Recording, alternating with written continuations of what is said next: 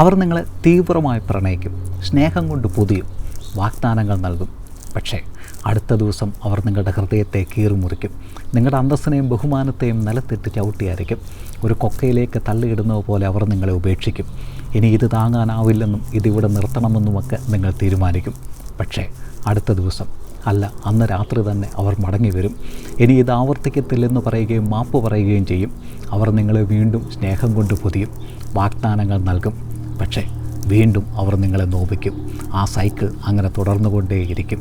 ഇത് പ്രണയമാണെന്നും സ്നേഹക്കൂടുതൽ കൊണ്ടാണെന്നുമൊക്കെ നിങ്ങൾ നിങ്ങളെ തന്നെ പറഞ്ഞ് വിശ്വസിപ്പിക്കാൻ ശ്രമിക്കും. പക്ഷേ ഉള്ളിൻ്റെ ഉള്ളിൽ നിങ്ങൾക്കറിയാം ഇത് അബ്യൂസാണ്, നിങ്ങളൊരു വിക്റ്റിമാണ്. ട്രോമ ബോണ്ടിങ് ഒരു ലൂപ്പാണ്.